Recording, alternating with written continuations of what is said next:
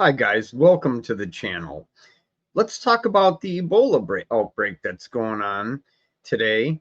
And this is a crazy story, so stick with me. It's extremely interesting. I'd appreciate if you'd like, share, and subscribe. Costs nothing, and it's a huge boost to the channel. We're going to start off with a short video here from a infectious disease doctor who knows what he's talking about. So let's take a look.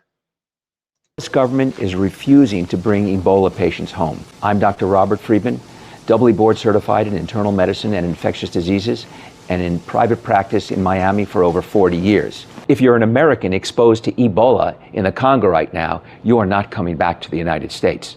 Instead, they are setting up a quarantine facility at a military base in Kenya. Here's why. As of this week, there are over 1,200 suspected cases with 264 deaths. That is a 30 to 50% fatality rate. The outbreak has now spread from the rural Congo to the capital of Uganda, where there are over 3 million people.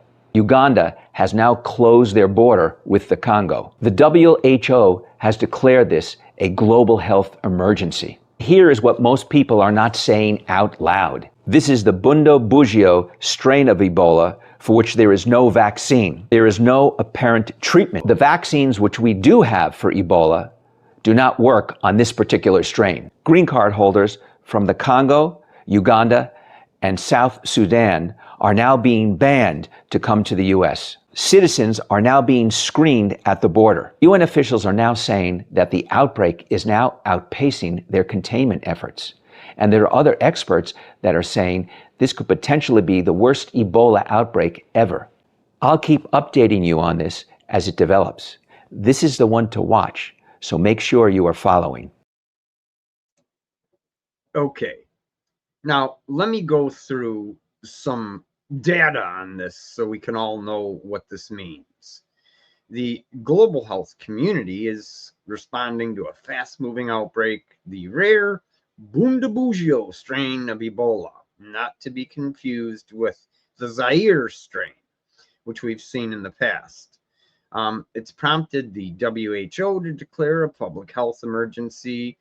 The virus was first discovered in 2007 in Uganda and has only caused 2 minor outbreaks in the past. The current active epidemic is primarily hitting the DRP, the Democratic Republic of Congo, specifically across Ituri, North Kivu, and South Kivu provinces, with confirmed spillover cases in neighboring Uganda.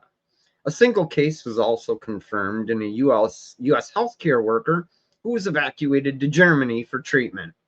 The primary danger of the Bundibugyo strain lies in a complete lack of dedicated medical countermeasures, though it's biologically distinct from more common strains.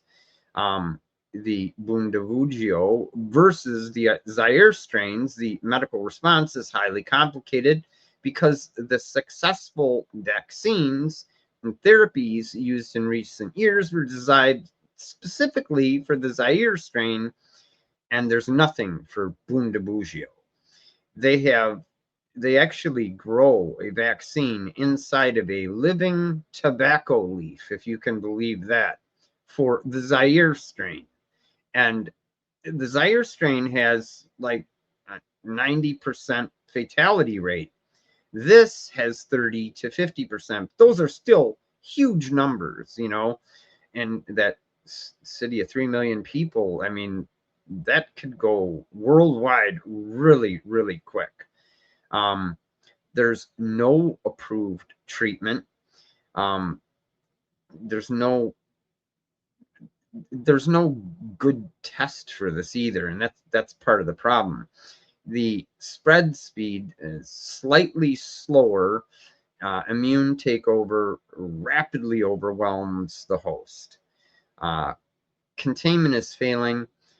The outbreak went undetected for some time because standard initial tests look for the Zaire strain. giving false negatives. By the time health officials identified the Bundibugyo strain, the virus had already spread along major transport routes. Regional instability. The outbreak is concentrated in a volatile humanitarian zone characterized by active conflict, mass population displacement, and dense mining camps. Border closures in late May, Uganda closed its border with the Democratic Republic of Congo to slow transmission, enforcing a strict 21-day isolation for travel. Now, the 21-day is because of the Zaire strain, because you can literally have the Zaire strain for 3 weeks and be asymptomatic, but pass it on. And we're going to get into that. How does it spread? It is not airborne like a flu, okay? It doesn't get transmitted like that. It's exclusively through direct contact with blood, vomit, sweat, saliva, any bodily fluid, basically. And dead patients and the traditional preparation of bodies for burial over there is a major source of infection for people, because these dead bodies are just screaming with virus.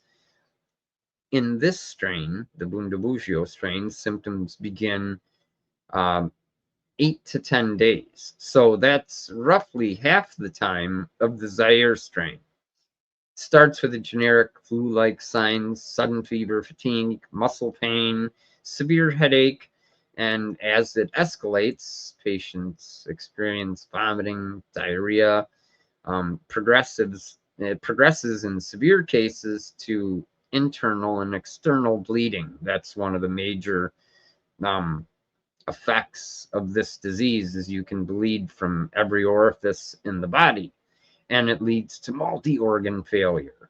Frontline medical workers and family members face the highest risk. Current flight and medical pipeline, there's no approved drugs, and organizations like Doctors Without Borders are relying on aggressive, back to basics public health measures: rapid isolation, contact tracing, strict personal protective equipment, PPE, and a safe 12-step burial protocol. Okay, you can't just do the traditional methods like they like to do when you're burying people with this, because you'll get infected. As far as patient care, intensive support reduces mortality rates.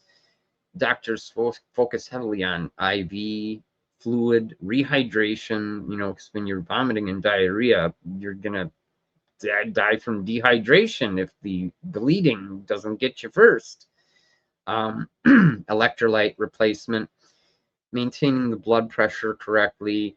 WHO has recommended fast-tracking clinical trials for several experimental therapeutics.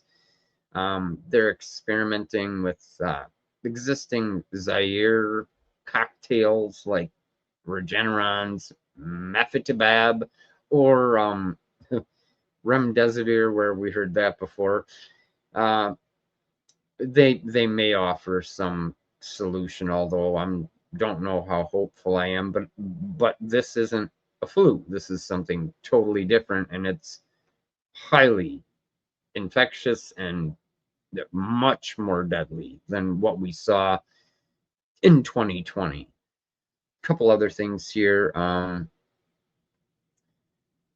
Human trials are months away from even starting. They're just beginning animal trials.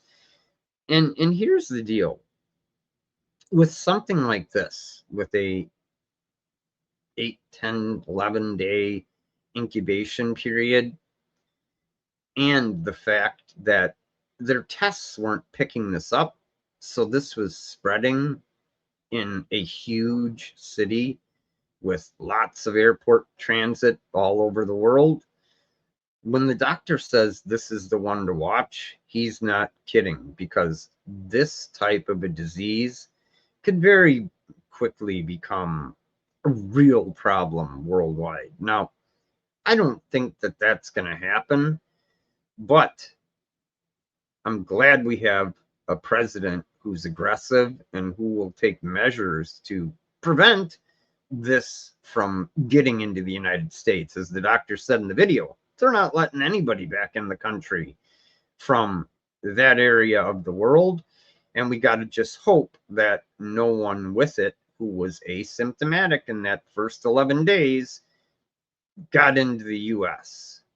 I'm going to keep you guys apprised on this as time goes by, and we'll track what's going on. But I thought this was an important thing to bring to you because everyone remembers the Dustin Hoffman movie Outbreak.